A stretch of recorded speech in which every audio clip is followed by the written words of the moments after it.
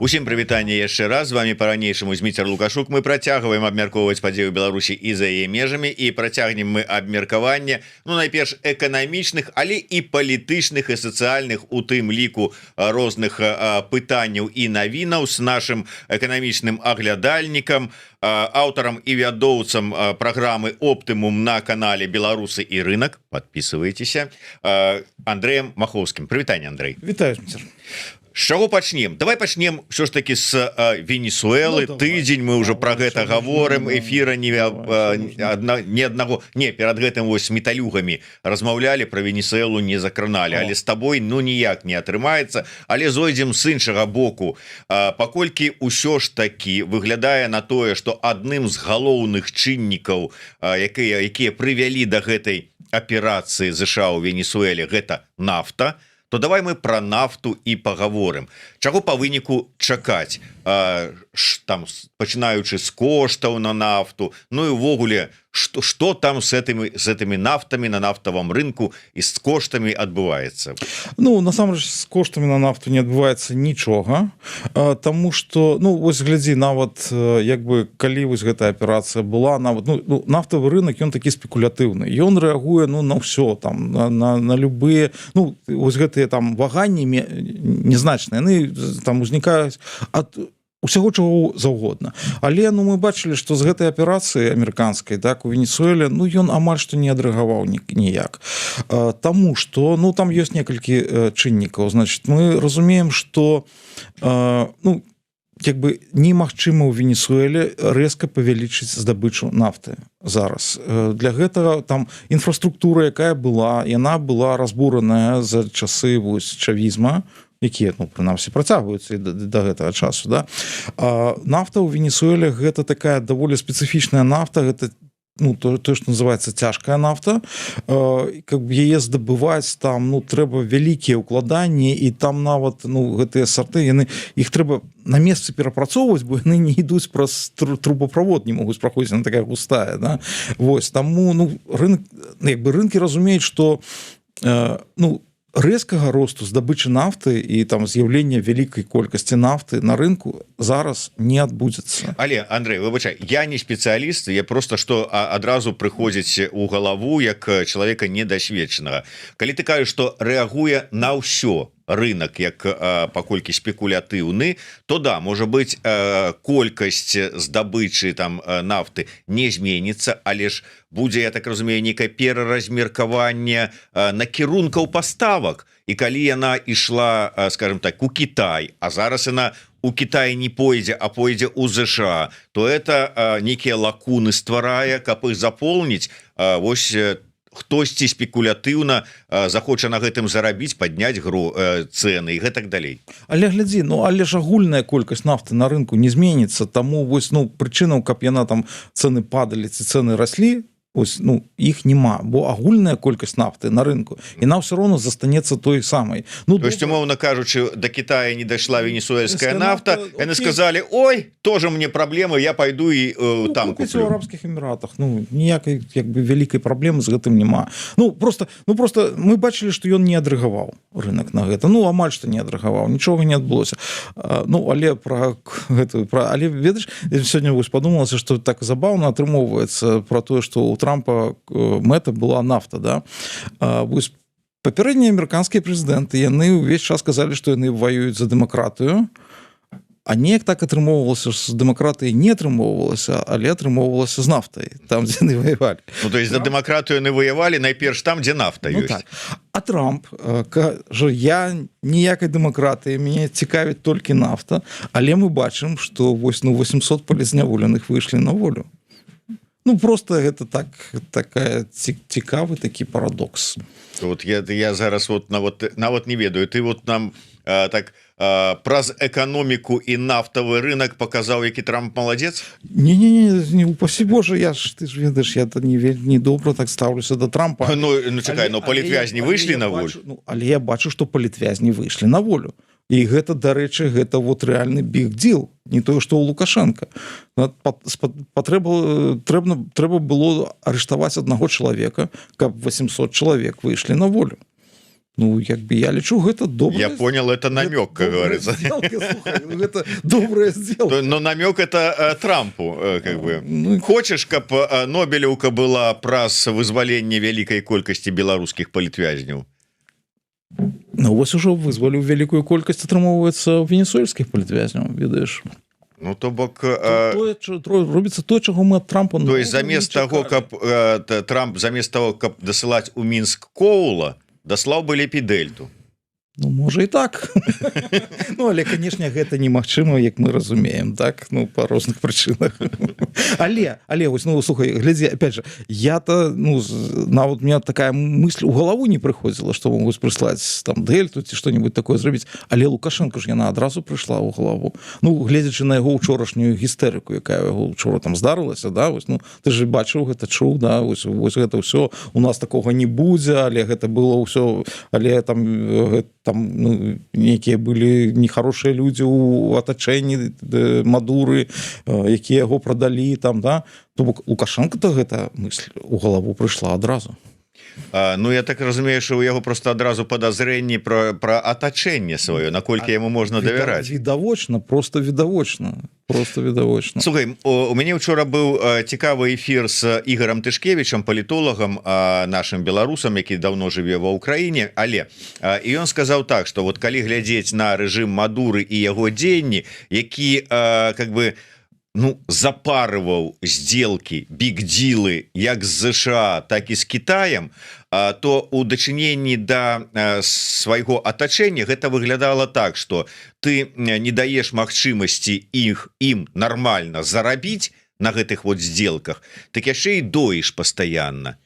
То бок атрымліваецца, что у Беларусі тая ж самая фактычная сістэма, асабліва зарабіць не дае, перыядычна доіць, і ўзнікае тады подозрение, что вот и подозрение, что за что его любить, вот этому атачэнню? Асабліва апошні час, я хочу сказать, потому что, ну, калі раней там мы могли здагадвацца, что ён там, ну, для сябе нешта там робіць, то апошнім часам гэта просто відавочна, что вось інтарэсы там сваёй сям'і і сябе, фінансавыя інтарэсы для яго, ну, важнейшыя, чым інтарэсы краіны. Ён же ездзіць вось дамаўляцца по гэтым краінах глобальнага юга, поўдня, ну, про свае ж грошы. Ён же калі кажа, што трэба кудысьці там, што долары таннеюць там, да, долары, што у доларах захоўваць гэта дрэнна, ну ён пра чые долары кажа, у якіх ён захоўвае?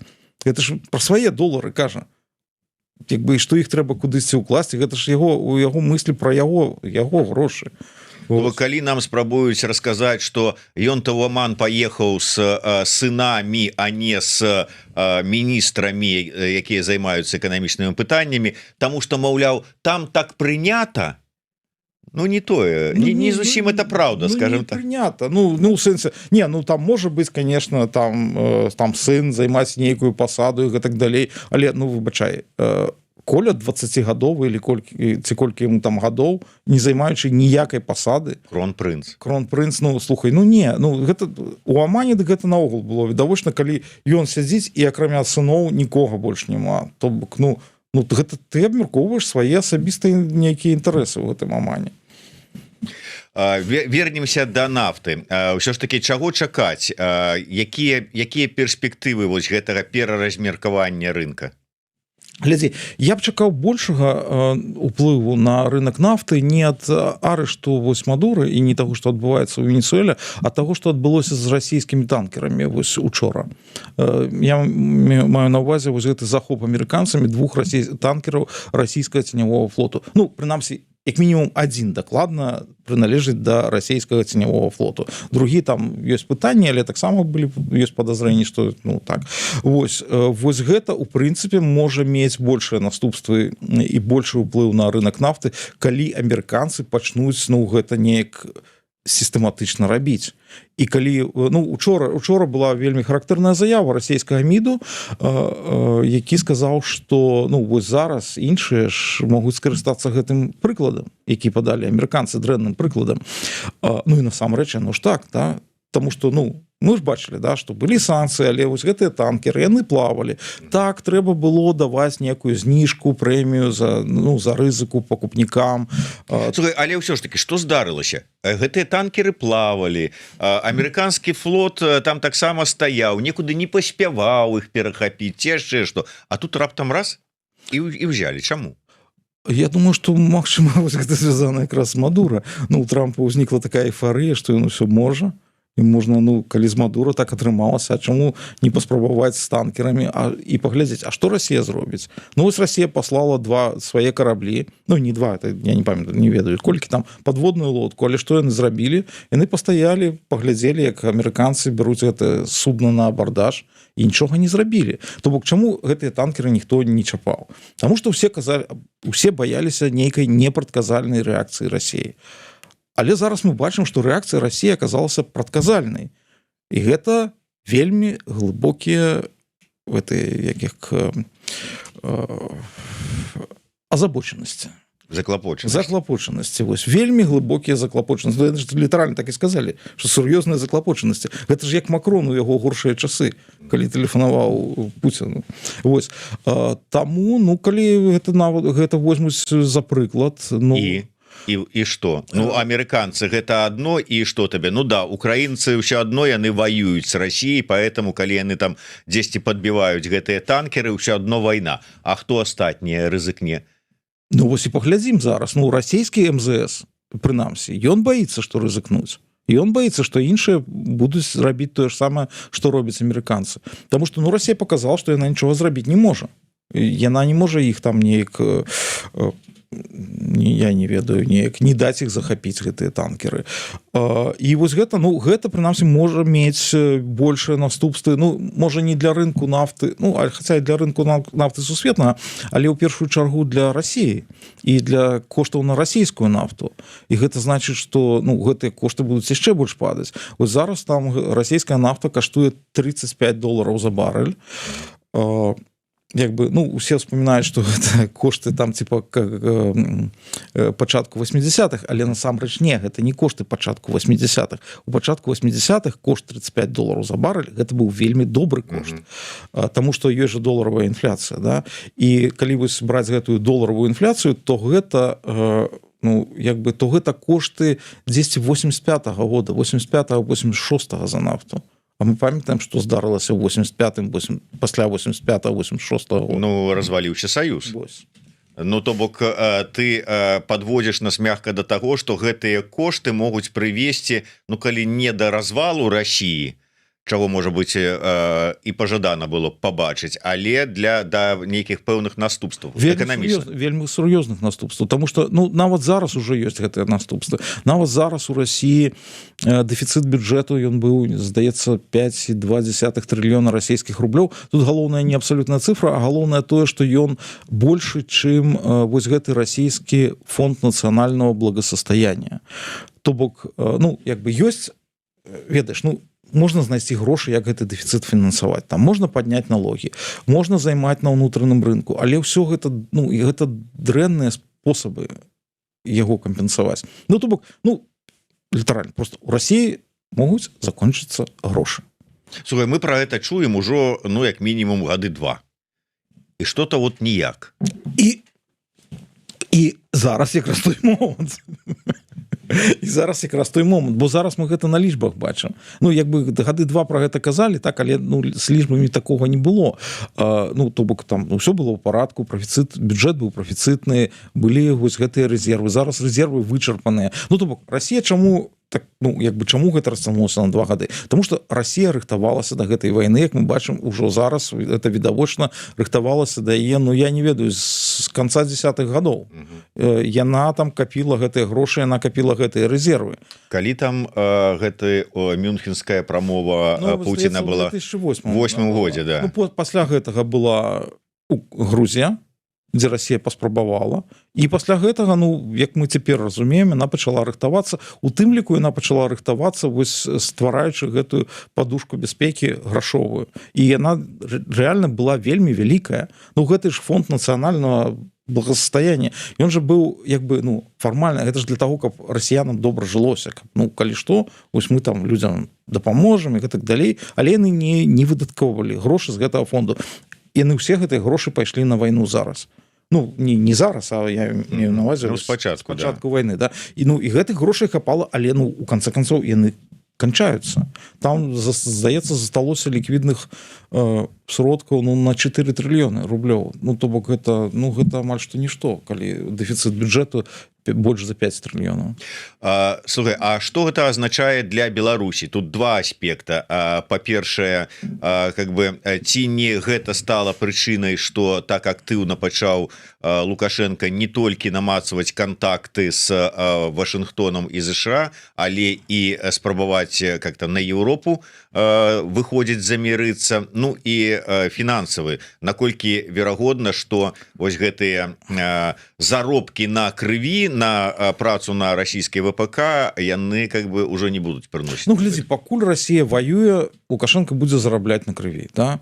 Другая справа, што гэтыя заробкі, ну я ўжо казаў, яны не таго маштабу, каб там падтрымаць усю эканоміку ўсёй краіны. Імі можна падтрымаць там нейкія прадпрыемствы ці канкрэтных людзей, напрыклад сям'ю. Вось. Што тычыцца, ну глядзі, зараз як бы зараз няма нічога, ну нельга казаць, што зараз ёсць нейкія прыкметы, што вось ну там праз месяц, праз 2, праз 3 здарыцца такі абвал фінансавы, крызіс і што-нибудь такое. Але зараз у Беларусі, як і ў Расіі, ну і ў Расіі прынамсі таксама, так, то гаворка ідзе такі, ну, тое, што называецца базавы сцэнар, гэта паступовае пагаршэнне эканамічнага стану. Але тут як бы і ў Расіі, і ў Беларусі ёсць такая праблема, што ну, падышлі да такой грані, калі нешта здарыцца дрэннае такое, нечаканае, да, то гэта можа справакаваць ну, цяжкія і вельмі хуткія наступствы ў эканоміцы і Беларусі і Расіі. Ну прынамсі па-першае ў Расіі, а гэта ну відавочна, што будзе.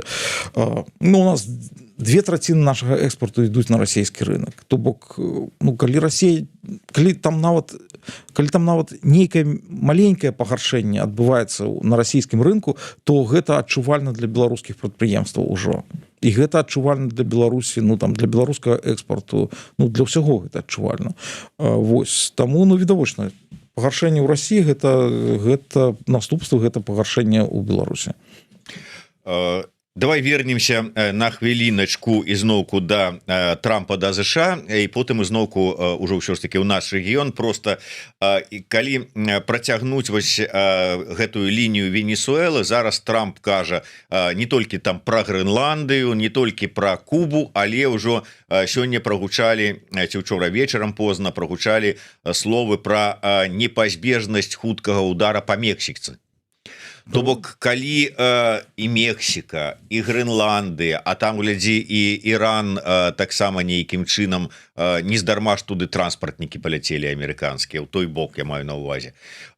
Гэта нейкім чынам можа адбіцца на агульных, вот, можа быць, эканамічных стасунках, сітуацыях, там на нафтавым рынку, яшчэ на якім-небудзь. Не, канешне, калі там Трамп пачне заваёўваць Грэнландыю, Мексіку, не ведаю, Кубу, про Кубу сказаў, што не трэба наносіць удары, Куба сама разваліцца, да?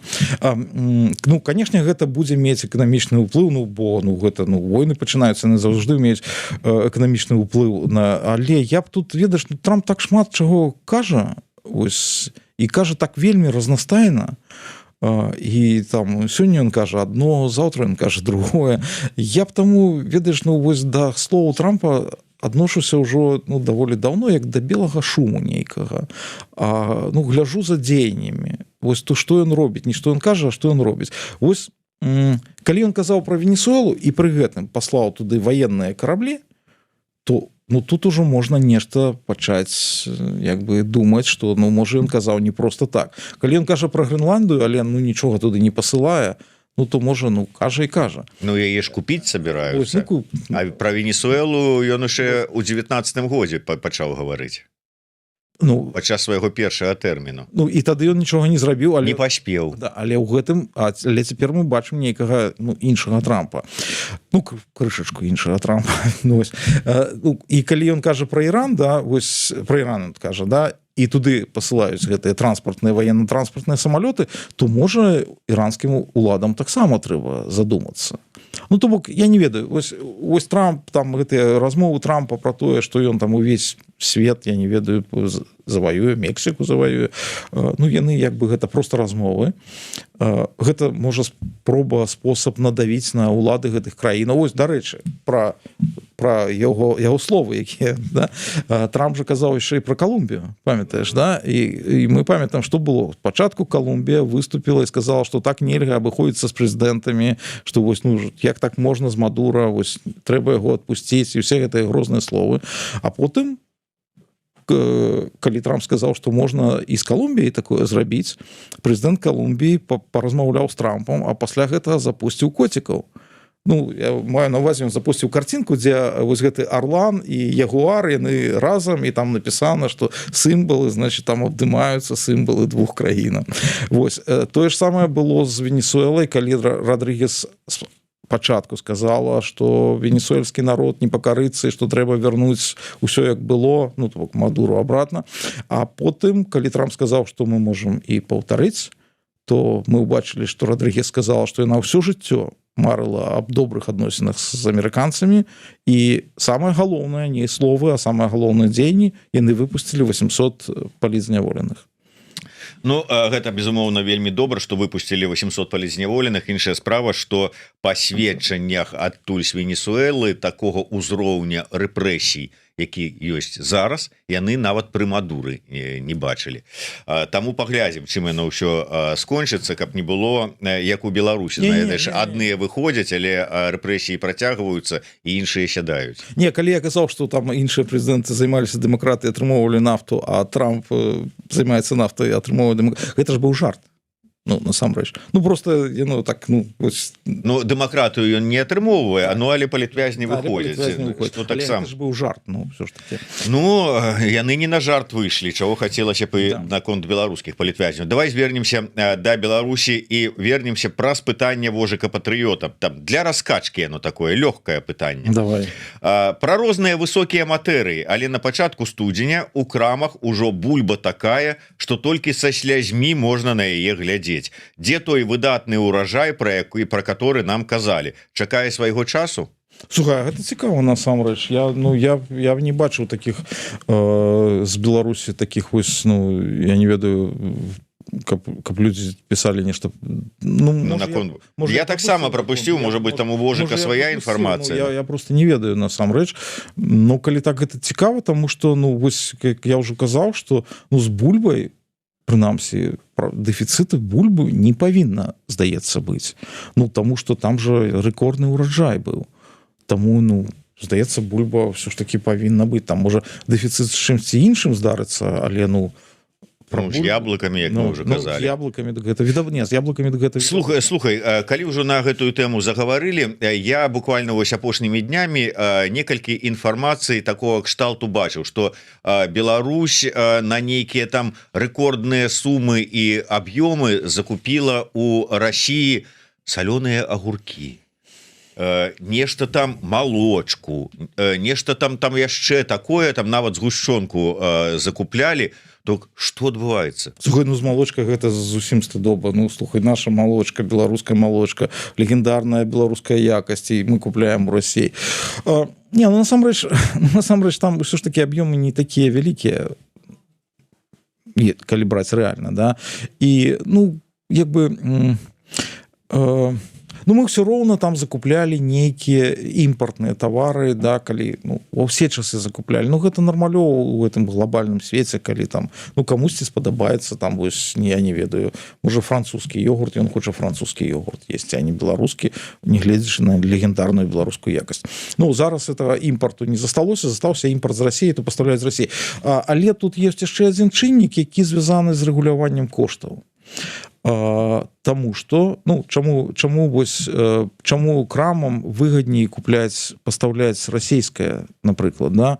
Таму што ў нас жа кошты рэгулююцца, а на імпартныя тавары яны рэгулююцца не так, яны рэгулююцца меней, чым на беларускія, і ты, ну, і крамам просто выгадней. То есть нацэнку эту яны могуць большую. Больше, і все. Таму крамам просто выгадней, і таму яны выстаўляюць, ну, ну іншага імпорту не засталося, прыходзіцца расійскі выставляць. Добра, давай про іншыя тэмы. Можа быть, ты маеш што сказаць. Зараз раніцай пайшла інфармацыя про тое, што нейкі там указ Лукашенко падпісаў датычныя камволя. Нешта там з гэтым камволем, сакрэтны указ, что такое. Так вось, па-першае, ну калі гэта прадпрыемства, ну камволь, что это ж не вайсковае прадпрыемства нейкае там, что сакрэтнае, і поэтому што б там не рабілася, это засакрэчанае. То бок, что там можа адбывацца і чаму гэта рабіць сакрэтным? Слухай, ну па-першае, паколькі гэта сакрэтны указ, то про указ я нічога не могу сказаць, ну бо я не ведаю, што ў гэтым указе, да? Чаму яны робяць гэта сакрэтным? Ну па-першае, там шмат чаго апошнім часам робіцца сакрэтным, і гэта могуць быць, ну абсалютна нейкія невінныя рэчы. Реально, ну як такія умоўна невінныя рэчы, да? Ну таму што просто сакрэтнасць у нас па ўсім сакрэтнасць.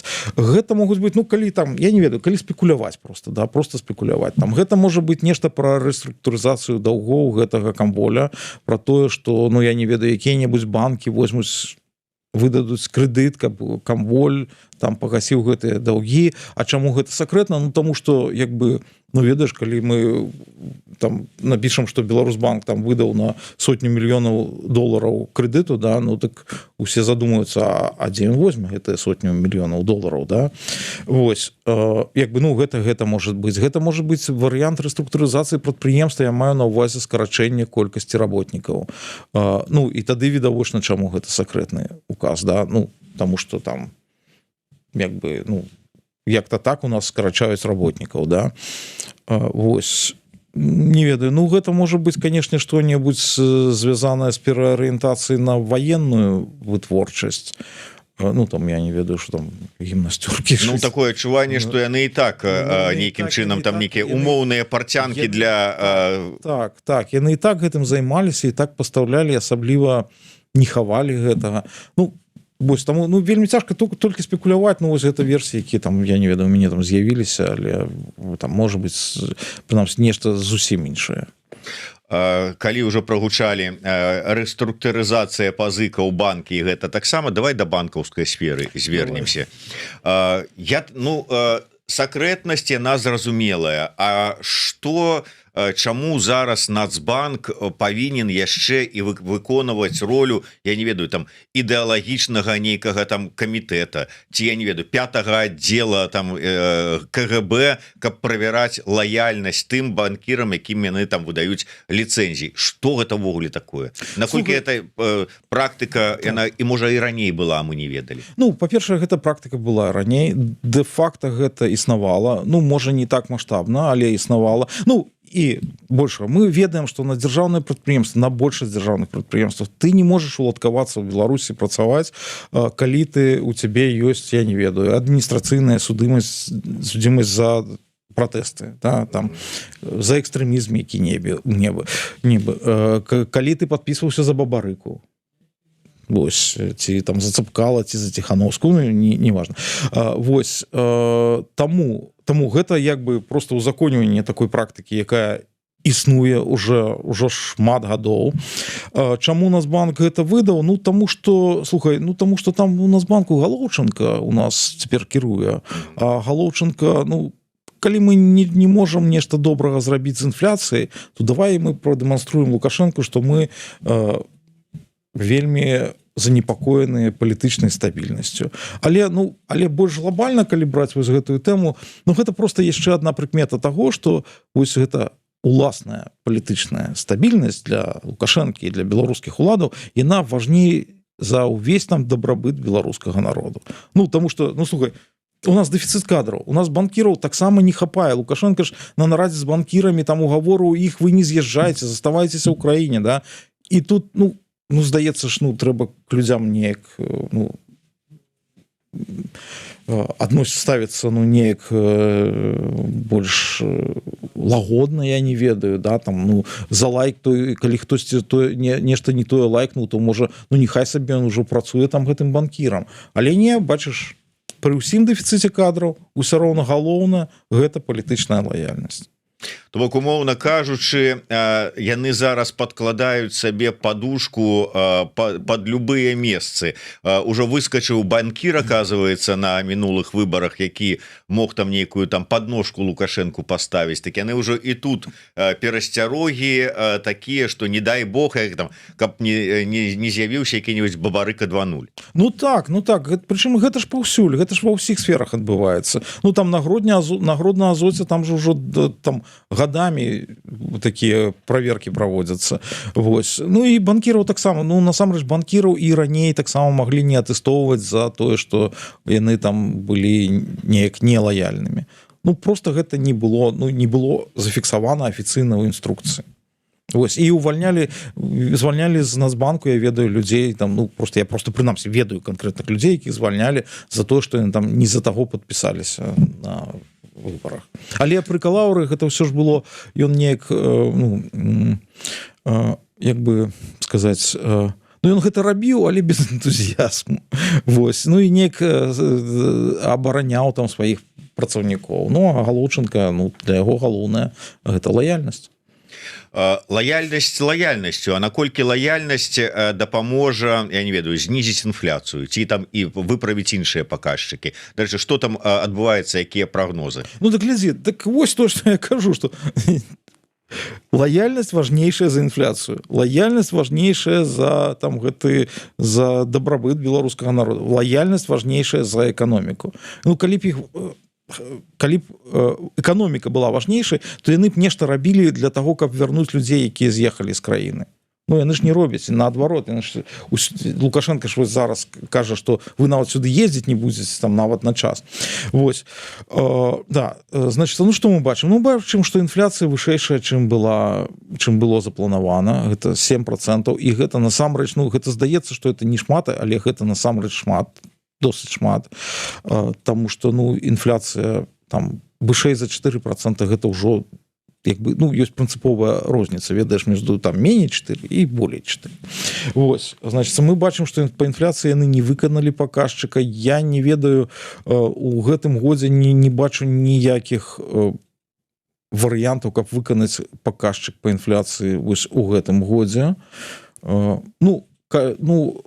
Толькі калі у нас пачнецца падзенне доходаў насельніцтва, да, і ну, людзі просто будуць менш купляць. Ну але ўсё роўна у нас назапашаны такі гэты інфляцыйны навес, там ён 10% зараз. То бок калі яго нават разбіраць так вось пакрыху, ўсё роўна інфляцыя, ўсё роўна кошты будуць расці.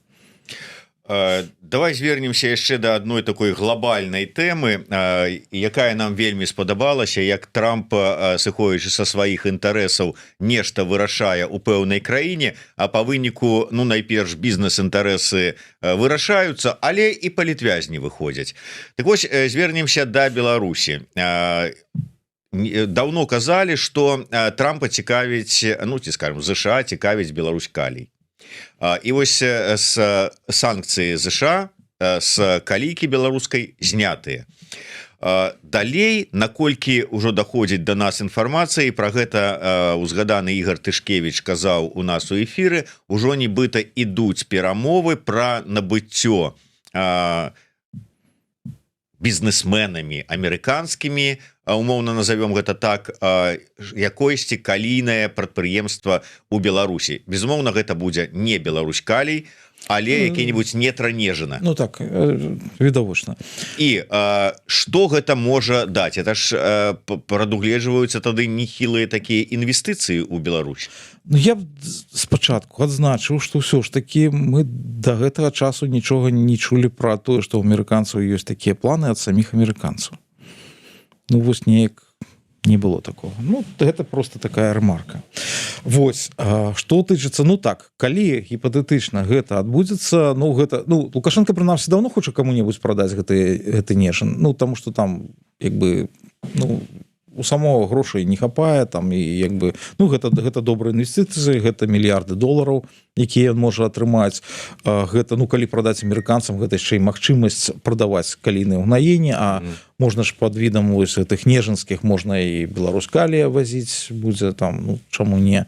То бок, ну гэта канешне гэта конечно вельмі добры быў бы для яго варыянт, але тут ёсць же небяспека, ведаеш, а не скажа потым Трампу, что ваша краіна стаіць на наших калійных угнаеннях. Не, глядзі, тут троху іншы, калі працяг узяць. Дарэчы, Зянон Станіславович выказаў такую думку, што, маўляў, калі укладзецца ЗША у беларускую калейку, то гэтыя інвестыцыі яны будуць не тое, што можа быць там спрыяць дэмакратызацыі, але будуць стаяць на абароне суверэнітэту і незалежнасці краіны. Таму што будзе адстойваць свае нейкія там інвестыцыі ЗША. Наколькі ўсё ж такі гэта магчыма, наколькі потым такі інвестор, па-першае, заабаронены ад дзеянняў Лукашэнкі і яго рэжыма. Мы ўжо маем прыклады там Макдональдса того ж самага, ці там іншых інвестараў амерыканскіх і не толькі амерыканскіх. З другого боку, ці магчымая праз такую вялікую інвестыцыю нейкая там дэмакратызацыя? Слухай, не, наконт дэмакратызацыі я нешта сумнеюся, тому што мы маем шмат прыкладаў краінаў, дзе ёсць амерыканскія інвестыцыі, і неяк там з дэмакратыі нешта, амерыканскія грошы, гэта не Сярэдняй Азіі, гэта не значыцца, што дэмакратыя, шмат такіх краінаў наогул я не ведаю, якая тут сувязь можа быць там, калі нейкія бізнесмены уклаліся, не бачу. Амерыканцы будуць абараняць суверэнітэт, гаранты суверэнітэту. Слухай, таксама тэарэтычна, як браць у некага, я не ведаю, это коня ў вакууме, тэарэтычна, так, але практычна, могуць быць абсалютна розныя абставіны. Слухай, здаецца, з такімі ж самымі меркаваннямі прадаюць пэўныя там прадпрыемствы там, ці скажем, радовішчы для падраспрацоўку амерыканскімі найперш кампаніямі ва ўкраіне. Ва ўкраіне там крышачку другая, там ужо вайна ідзе, так? Глядзі, просто, умоўна кажется, калі Россия там, мы ж про Россию кажем, так, от кого пагроза, да? Калі умоўна кажучы, Россия захоча поставить тут нейкага, не Лукашенко, я не ведаю, навошта ім мяняць Лукашенко, але, напрыклад, каго-нибудь яшчэ там больш лояльнага да России, чым Лукашенко, калі она захоча каго-нибудь поставить, господи, скажуць амерыканцам, гэта ваша уласнасць, мы чапаць не будзем, все застаецца, і чаго амерыканцам умешвацца. Это просто, ведаеш, такая вельмі гіпатэтычная сітуацыя, про якую цяжка разважаць, тому што гэта заўсёды будзе залежыць ад канкрэтных абставінаў. Хаця чыста гіпатэтычна, вельмі тэарэтычна, павінна так працаваць, але як мы бачым, яно не заўжды так працуе. Добра, пра дэмакратызацыю і там абарону суверэнітэта, гэта безумоўна такія надта ўжо тэмы філасофскія. Я б сказаў так. Але наколькі ўсё ж такі, калі размова ідзе пра мільёны, а то можа быць і некалькі мільярдаў, бо на гэтым УНЭСе ж Лукашенко, гаворачы пра Нетрынежана, сказаў, мільярда за 3 можно было бы продать. Конечно, это такая жаба у ім там загаварыла, як кажа Тышкевич той же самы. Але наколькі амерыканцы гатовыя на такое пайсці? Як ты думаешь? Зноў, мы ни аднаго разу не чулі ад самих амерыканцаў, што яны гатовыя гэта зрабіць, што яны гэта хочуць, што іх цікавіць беларускі. Мы чулі ад розных людзей про гэта. Мы чуем там про людзей зараз з Украіны, мы чуем ад беларусаў шмат, мы чуем ад літоўскіх бізнесменаў такое, але ад амерыканцаў не чулі. Купіць, чаму не? Зноў жа, чыста тэарэтычна. Так, вось гэта Нежан, гэта даволі добрае, патэнцыйна, даволі добрае прадпрыемства. 2 мільёны здабычы, калі, здаецца, яно можа забяспечваць у год. Гэта не каласальны аб'ём. Гэта не каласальны аб'ём, па-першае. Это той аб'ём, які ЗША закупала ў Канады. Гэта невялічкі аб'ём такі, болей, здаецца. Болей? Конечно, 2 мільёны. Беларусь калій, прынамсі, вырабляе 11 мільёнаў тонн. То бок, таму гэта невялікі аб'ём. Ну і так, дарэчы, ён, ну і так яго цана, ну так можа быць сюда, гэта гаворка ісці пра мільярды, ну мільярд так дакладна, ну меней чым за мільярдак прадаваць, я думаю, што Лукашенко не прадасць. 3 гэта ён можа назваў, ну ведаеш, як мы называем там кошт там, на базары, да, там 3 рублі, а сойдземся на 1,5. Вось, то бок, ну гэта добрыя грошы для, ну прынамсі гэта была б для Лукашэнкі, ну даволі добрая сделка, бо реально, як бы, па-першае, ты атрымоўваеш грошы, і гэта, ну, неблагія грошы, там не каласальныя, але неблагія. Па-другое, ты атрымоўваеш вось распрацоўку амерыканскую, ну той, што я ўжо казаў, да, там можна вазіць гэтыя ўгнаенні. Ну то для Лукашэнкі гэта была б добрая сделка. Ты ведаеш, што якая спрэчка зараз у нас разгарнулася вось на такую колькасць каментароў у чаце? Про якасць беларускіх цукерак, зефіру і ўсяго астатняга. Даводзяць, што сапсаваліся, асабліва там камунаркі і ўсе астатнія. Бабруйскі зефір яшчэ трымае планку, але таксама ўжо вот, а пра расійскія цукеркі, якіх зараз вельмі шмат на беларускім рынку ў крамах, людзі ўвогуле кажуць, гэта хто хоча рызыкнуць жыццём, той можа спрабаваць. З гэтымі меркаваннямі. Я ж яшчэ быў у Беларусі, калі вось пачалі масава туды ісці гэты расійскі імпорт, так, гэта кашмар. Вось, цалкам згодны, камунарка вельмі сапсавалася, да, больш-менш Спартак застаўся. Ну і бабруйскі зефір, да, ён дзяржыць марку. Давай на завяршэнне, не ведаю, наколькі тут можна прывязаць эканамічнае, неэканамічнае, але як спраўляецца камунальныя службы, увогуле дзяржаўныя службы ось з той навалай снежнай, якая здарылася. Слухай, ну мы будзем бачыць, як яны справіліся ўжо праз дзень-два, потому што гэта ўсё яшчэ ж працягваецца, да, і зараз нават, ну, нема нават ніякіх статыстычных дадзеных, нічога мы не маем. Але я б хацеў сказаць, што, ну, як бы стыхійныя гэтыя вось бедствия, яны здараюцца, гэта бывае, але гэтым разам мы дакладна ведаем, хто ў іх вінаваты. Ніхто не памятае, але, а я памятаю, некалькі дзён таму Лукашенко сказаў, што я прасіў у Бога мароза і снега, Бог прыслухаўся. І вось хто вінаваты? Ён прасіў Бога, і вось бачыш, што здарылася тут. Вы прасілі дождя, і я вам дал дождь, а зараз вот я прасіў снега, наце вам. Вось бачыш, сколькі яго выпало, то бок мы ведаем, хто вінаваты. Ну, з іншага боку, мы бачым, хто тут у нас, мы говорим там, вот, там, Веніамін, БПЦ, вот хто на сувязі з Богом прамой. Ну так, ну ён, слухай, з іконай на прамой сувязі, мужикону падказвае ворагаў. З Богом на прамой сувязі папрасіў снег, вось, ну, крыху больш атрымалася, чым, можа, прасіў. Ну да, добра, в гости к Богу, как говорится, можно бы уже и завитать пора. Можно и завитать пора, так.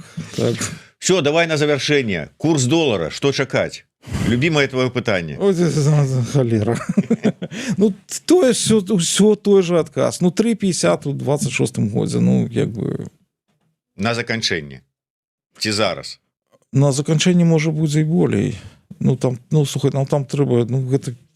На заканчэнне можа будзе і болей. Ну, так 3,50, не ведаю, на сярэдзіну, можа, якую там... Вось такі прогноз, вось такі аналіз таго, з чым мы прыйшлі ў пачатак 26-го года ад нашага эксперта, эканамічнага аглядальніка, аўтара і вядоўца праграмы «Оптымум» на канале «Беларусы і рынок». Подписывайтесь, посылочка у нас ёсць у апісанні да гэтага стрыма. Ну і, безумоўна, не забывайте подписываться на YouTube канал Еўрарада. До сустрэчы, жыве Беларусь. Жыве Беларусь.